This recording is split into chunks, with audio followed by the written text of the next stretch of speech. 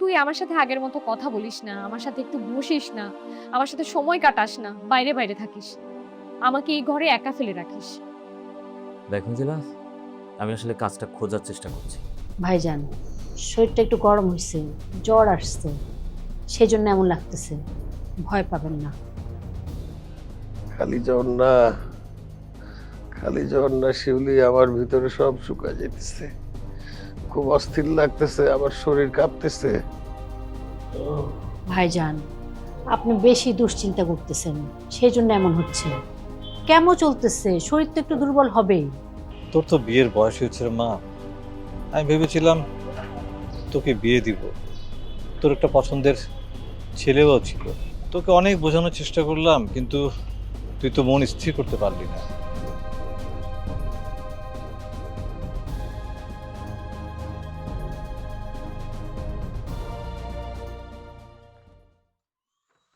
দরজা তো লাগানো।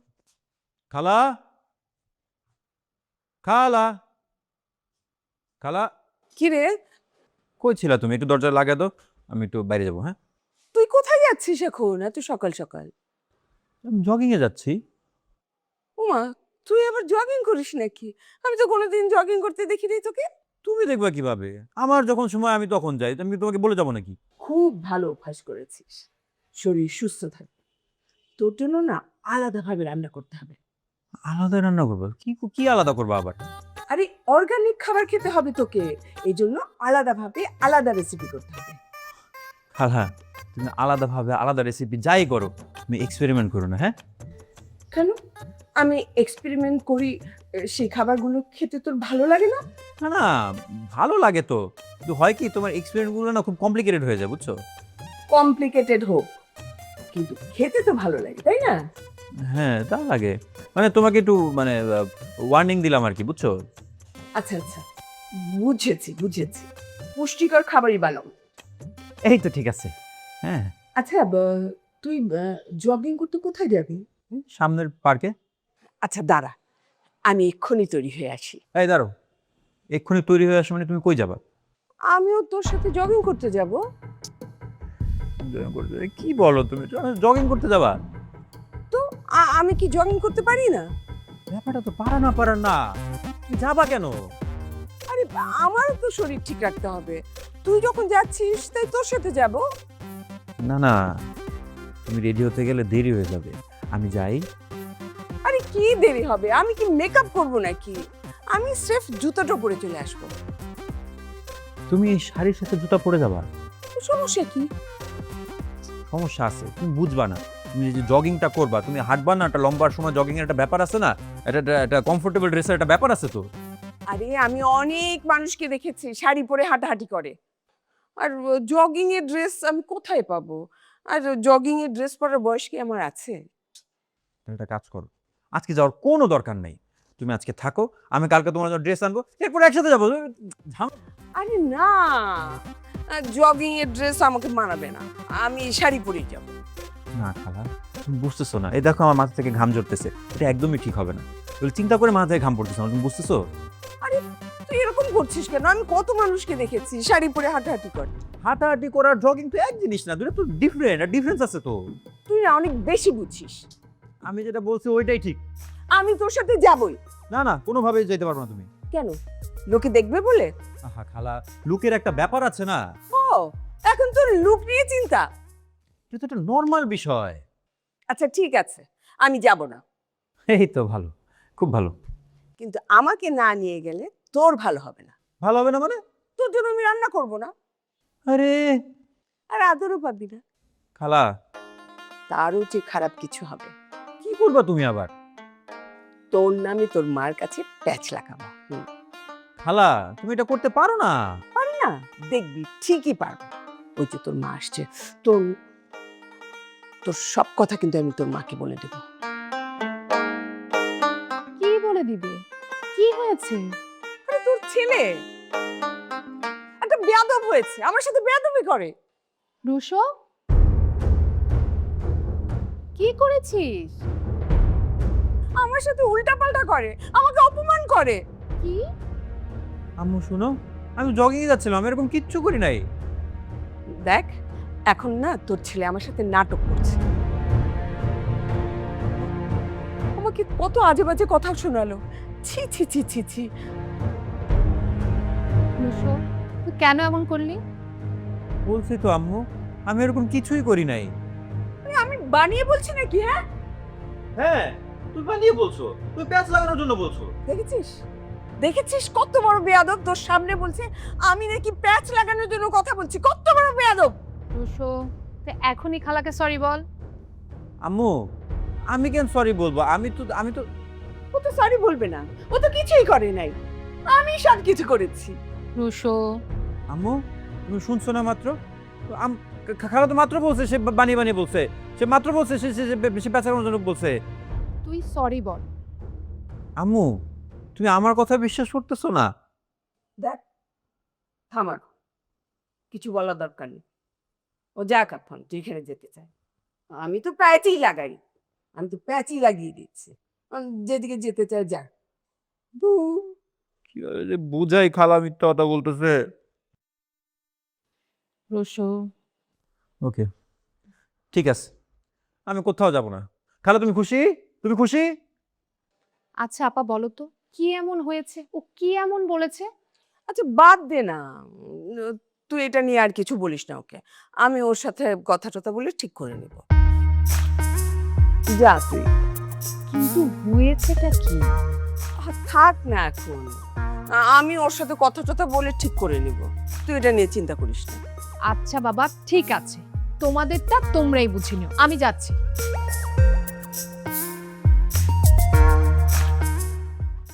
রুশো, খালা পারে না এমন কিছু আছে? কেমন দিলাম? হ্যাঁ, খালা খুব ভালো দিছো, তোমরাই সব পারো। আমি না কিচ্ছু পারি না, আমি না হাঁটতে পারি না, আমি জগিং করতে পারি। তুমি অ্যাক্টিং করো, তুমি অ্যাক্টিং করো, তুমি জগিং করো, সব তুমিই করো। আমি কোথাও যাব না, আমি কোথাও যাব না, আমি কোথাও যাব না।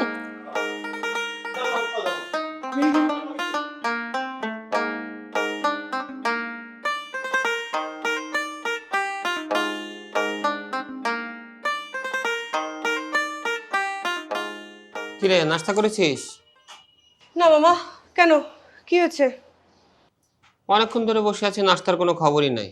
আমি তো ভাবলাম নাস্তা বোধহয় শেষই হয়ে গেছে। হ্যাঁ তাই তো, টেবিলে কিছু নেই।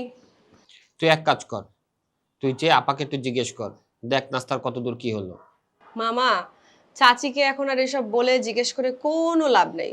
চাচি তো এখন কিছুই করছে না, এখন যা হচ্ছে সব মিথিলা আর ওই পারোই করছে। হ্যাঁ, আপা তো তাই বলছিল, কিন্তু সমস্যা তো ওই জায়গায় না। সময় মতো না খেলে তো আমার আবার প্রবলেম শুরু হয়ে যায়। কি করা যায় বলতো? অপেক্ষা করা ছাড়া মামা আর কিচ্ছু করার নাই। আর তুমি জানো, সেদিন পারো বলছে এখন আর আগের নিয়ম চলবে না, সময় মতো সব নাস্তা করতে হবে, খাওয়া দাওয়া করতে হবে, গরম গরম খেতে হবে। বিষয়টা আমি আসলে কিছুই বুঝতেছি না। সাডেনলি ওরা এত অ্যাক্টিভ হয়ে গেল, ওরা কি অসুস্থ হয়ে গেল নাকি মাথায় কিছু ঢুকলো রে? যাই হোক মামা, ওরা তো কাজই করতেছে তাই না, আর আমাদেরও আরাম হইতেছে। শুধু শুধু এইসব নিয়ে কথা বলে ঝামেলা বাড়ানোর কি দরকার? তা অবশ্য ঠিক, কিন্তু আমার কেমন জানি খটকা লাগে। সেদিন আপাও কেমন জানি একটা ইঙ্গিত দিল রে। থাকতে পারে মামা, তবে যাই হোক, আপাতত নাস্তা পাই কিনা এটাই হলো সবচেয়ে বড় বিষয়। হ্যাঁ, পেট তো আর রাজনীতি বোঝে না রে। আই পারো, কি ব্যাপার, বসে আছি, নাস্তা দাও। নাস্তা আগে রানী খাবে, তারপর অন্যরা। রানী খাবে মানে? রানীটা আবার কে? কোত্থেকে এলো এই রানী, কখনই বা এলো? চাচির কথা বলছি, উনি হলো এবারের রানী। আগে উনি খাবে, তারপর বাকিরা পাবে। আমি চাচির ঘরে দিয়ে আসি। ঠিক আছে, যাও, আমরা অপেক্ষাই করি। অপেক্ষা তো করতেই হবে, নিয়ম মানতে হবে। আমি দিয়ে আসি। দেখেছিস, আমি বললাম না ভেতরে কিছু না কিছু আছে। বিষয়টা তো একটু নাটকীয় বটেই। ব্যাপারটা মোটেও নাটকীয় না, খুবই সন্দেহজনক। বিষয়টা খেয়াল করে দেখ, আপাকে সবচেয়ে বেশি প্রায়োরিটি দিচ্ছে, এমনকি আপাকে আস্তে আস্তে অবসরে পাঠিয়ে দিচ্ছে। ব্যাপারটা খুবই জটিল। থাকলেও থাকতে পারে মামা। আর পারো তো একা না, মিথিলাও নিশ্চয়ই সাথে আছে। ওরা কোনো প্ল্যান করছে। প্ল্যান তো বটে, আপাকে খুশি করে হাতে রাখার চেষ্টা করছে। এটা তো স্বাভাবিক, বাড়ির বড়দের তোরা হাতে রাখতে চাইবেই। আপনারা কি আমাকে নিয়ে কথা বলছেন? কই না তো, আমরা তো তোমাকে নিয়ে কথা বলছিলাম না। হ্যাঁ, আমরা অন্য কথা বলছিলাম। আমি তো পারু পারু শুনলাম। আচ্ছা ঠিক আছে, সমস্যা নেই। আপনারা যদি আমাকে নিয়ে কথা বলেন, তার মানে আমি অনেক গুরুত্বপূর্ণ একজন মানুষ। আরে না না, তুমি একদমই ভুল বুঝছো। না না, আমি ব্যাপারটা খারাপভাবে নিইনি। মানুষ যখন কাউকে নিয়ে আড়ালে আবডালে কথা বলে, তার মানে তার গুরুত্ব আছে। আর আমরা তোমাকে নিয়ে এসব কিছু বলিনি, আমরা বরঞ্চ বলছিলাম যে তুমি কত কাজ করো, সকালবেলা উঠে নাস্তা বানাও, ঘরের সব কাজ করো, খুব ভাল লাগে। কথাগুলো ঠিক, কিন্তু আপনি মন থেকে বলছেন না মামা। আরে পারু, সত্যি আমি মন থেকেই বলছি। না, আপনি আমাকে খুশি করার জন্য বলছেন, আপনার মুখ দেখে বুঝতে পারছি। আরে না না, আমরা বলছিলাম তুমি অনেক ভদ্র, খুব রান্না বান্না করো, এবং রান্না বান্না খুব ভালো হয়, আমরা তো খেয়েও দেখেছি, কারো কোনো সমস্যা হয় নাই। আচ্ছা পারো, শোনো এখন প্লিজ আর কথা বাড়ায়ও না। অনেক ক্ষুধা লাগছে, খাবার দাবার কি কিছু পাবো? হ্যাঁ অবশ্যই পাবেন, কিন্তু আপু আপনি পাবেন, তরু মামা পাবে না। মানে আমি পাবো না কেন? আমি আবার কি করলাম? মিথ্যাবাদীকে আমি নাস্তা দেই না। আরে আমি আবার কখন মিথ্যা বললাম? আপনি আমাকে খুশি করার জন্য মিথ্যা বলছেন। আমি বুঝতে পারি, আমি মানুষের মুখ দেখলে সব বুঝি। বাহ, তোমার ভেতর তো বেশ ট্যালেন্ট লুকিয়ে আছে পারো। আমি হলাম দেবদাসের পারো। পারো যেমন দেবদাসের মুখ দেখলে সব বুঝে ফেলতো, ঠিক আমিও সব বুঝে ফেলি। ওরে বাবা, আপনি মিথ্যা বলছেন, তাই আপনি নাস্তা পাবেন না। এটা অন্যায়। অন্যায় দিয়েই অন্যায় শাস্তি দিতে হয়, যেমন কাঁটা দিয়ে কাঁটা তুলতে হয়। আমি গেলাম। মামা তুমি কিন্তু ধরা খেয়ে গেছো। এখন তো দেখছি নাস্তাও চলে গেল। আগে সত্যি কথা বলাটার প্র্যাকটিস করো, তারপর নাস্তা পাবে। আমি মিথ্যাটা বললাম কখন? কিন্তু সেটা তো পারোর কাছে প্রমাণ করতে হবে মামা। এখন তো দেখছি এই বাসায় নাস্তা খাওয়ার আগে পরীক্ষা দিতে হবে। নতুন সময়, নতুন অভিজ্ঞতা। দেখি এখন নাস্তা পাই কিনা, অপেক্ষা করি।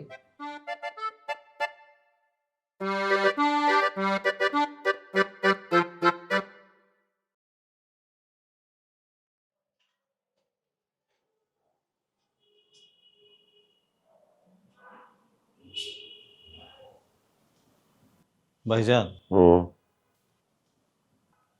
জ্বর টর তো আসছিল নাকি? না গা তো ঠান্ডাই দেখা যায়। না রে, জ্বর আসে নাই। শরীরের ভিতরে কেমন জানি লাগে, কিছুই ভালো লাগে না, শরীরটা খুব দুর্বল লাগে। সব ঠিক হয়ে যাবে ইনশাল্লাহ। আমার মনে হয় আমার যদি কিছু হয়ে যায় তখন কি হবে রে? ভাইজান তুমি এসব কি বলো?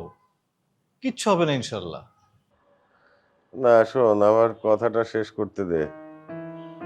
আমার খুব ইচ্ছা ছিল কবিরকে বিয়ে দেব নিজের হাতে, বউ এনে ঘরে বসাবো, কিন্তু দেখ তার আগেই আমার কি অবস্থা হয়ে গেল।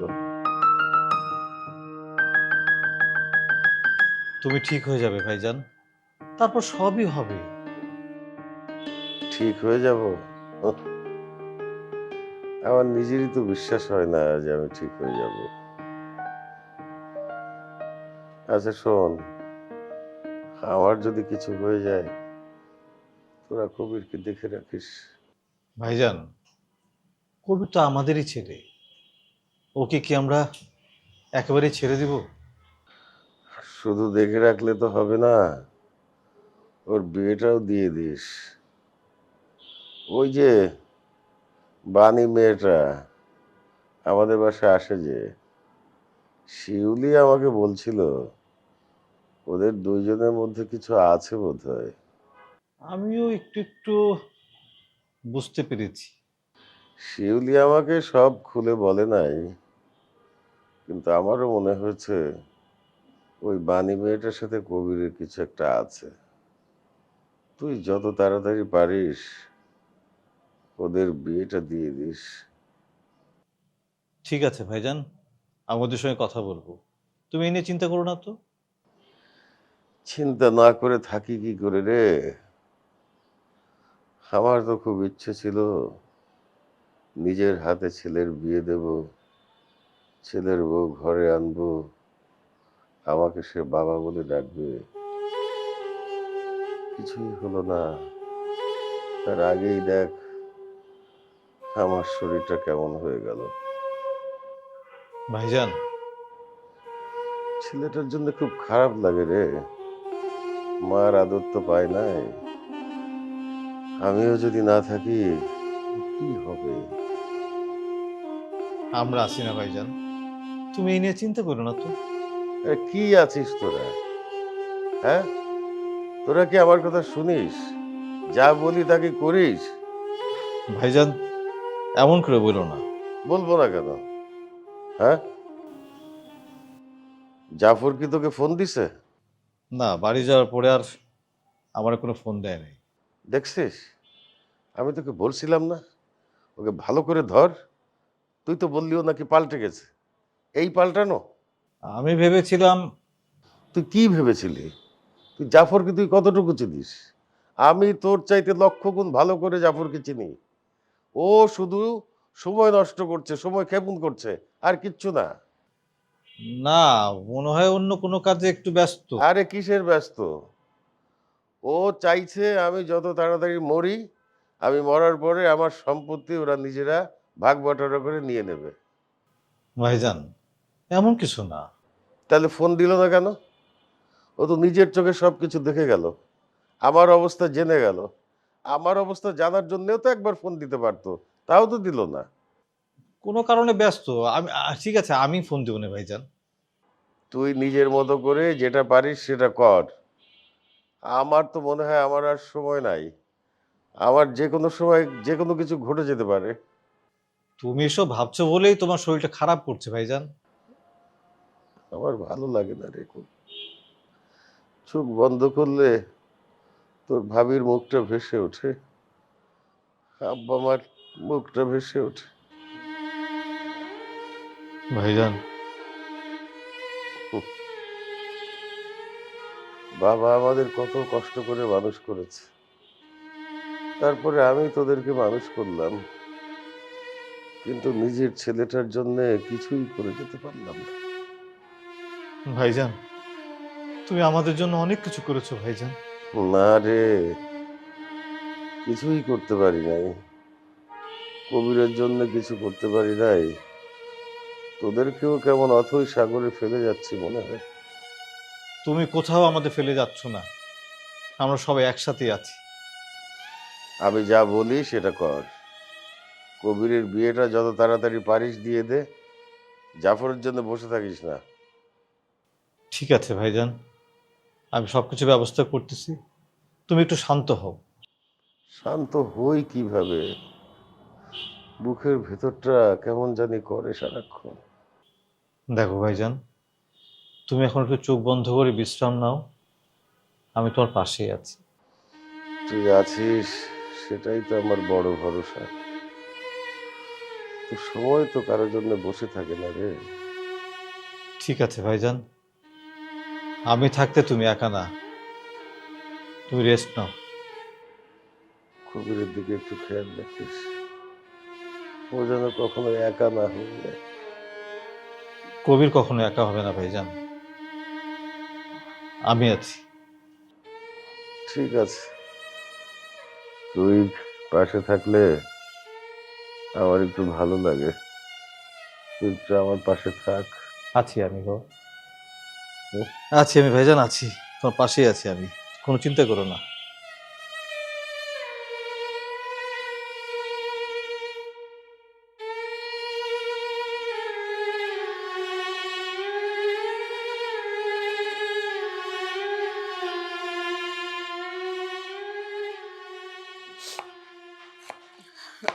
আজকালকার বাচ্চা কাচ্চার মধ্যে কোনো শিষ্টাচার নেই, বড়দেরকে সম্মান করতেই জানে না।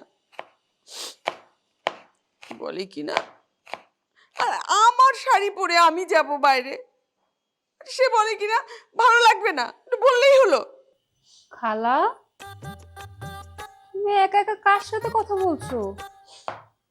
আর পেঁয়াজ কাটতে কাটতে তো তোমার চোখ দিয়ে অনেক পানি বের হচ্ছে, দাও আমি পেঁয়াজগুলো কেটে দিই। আরে রাখ, পেঁয়াজ কাটতে কাটতে আমার এই অবস্থা না।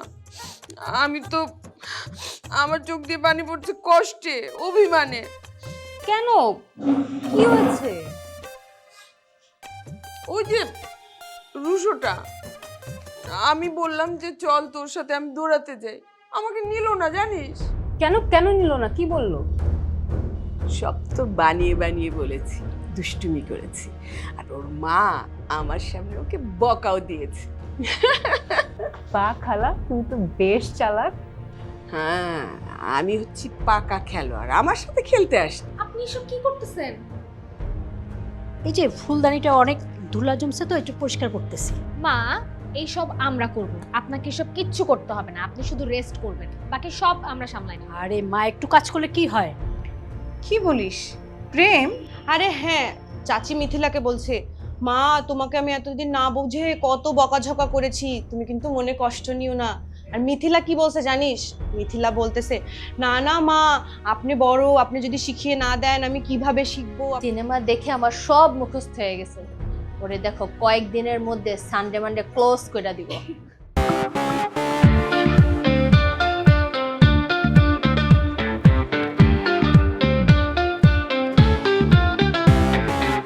চোরাস্তে ভাসি, বালির ঘর বাঁধি, স্বপ্নের ফেরিওয়ালাটা দিয়ে যায়, জীবনে কুয়াশা ধোয়াটে পথ, আলো আধারের সাথে খেলা চলেই যায়।